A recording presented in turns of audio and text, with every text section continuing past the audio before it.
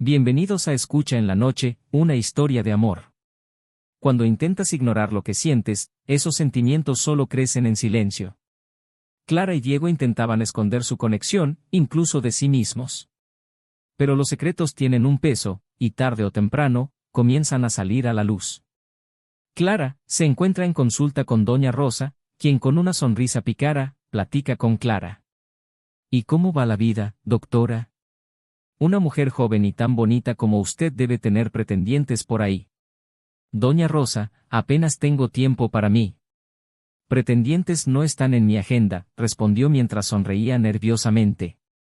¿Y el seminarista Diego? Ese muchacho es una joya. Si no fuera por su vocación, muchas de las chicas del pueblo ya habrían intentado atraparlo.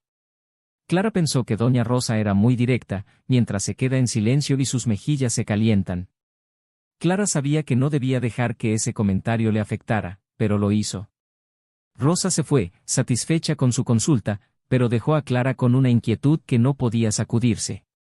La directora del hospital le indicó a Clara que se uniera al grupo de voluntarios para las festividades. Ahí se encontró con Diego y mientras decoraban el lugar, no pudieron evitar mirarse de vez en cuando. Aunque ambos intentaban actuar con normalidad, había una tensión que los demás no podían ver.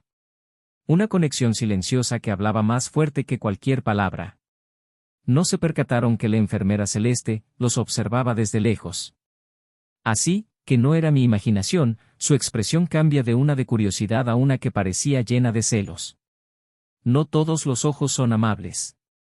Mientras Clara y Diego luchaban con sus sentimientos, alguien más comenzaba a notar lo que estaba pasando. El evento pasó sin contratiempos, y Clara se encuentra recogiendo adornos de la mesa. ¿Todavía aquí? Deberías descansar, comentó Diego mientras llevaba cajas en las manos. Clara, mirándolo, con una sonrisa cansada, podría decirte lo mismo, ¿siempre trabajas tanto?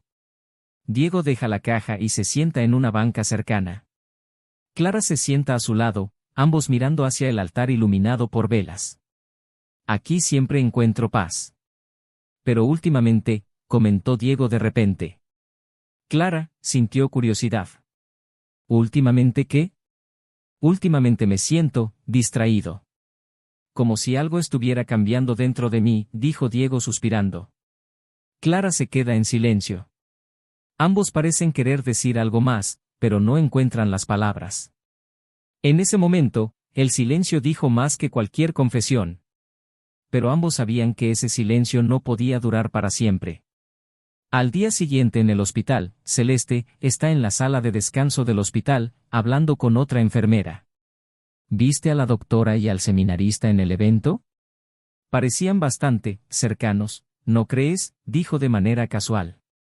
No seas mal pensada. Diego es una buena persona, y Clara apenas lleva aquí unas semanas, la enfermera indicó con aprehensión. Tal vez, pero no hay nada que el tiempo no revele. Celeste no podía dejar escapar la oportunidad de añadir un comentario malicioso. Por la noche en la habitación de Clara ésta se sienta frente a su escritorio, mirando su diario, pero no escribe nada. Simplemente apoya la cabeza en sus manos, luchando con sus emociones. Clara sabía que estaba cruzando una línea que nunca quiso cruzar. Pero no podía ignorar lo que sentía, ni el peso de ese secreto que llevaba consigo. Y en la capilla Diego buscaba la respuesta correcta. Señor, dame fuerzas para seguir tu camino. Pero, ¿y si este sentimiento viene de ti, y si estoy malinterpretando tu voluntad? Diego no sabía si lo que sentía era una prueba, o un llamado. Pero cada día que pasaba, era más difícil encontrar la respuesta.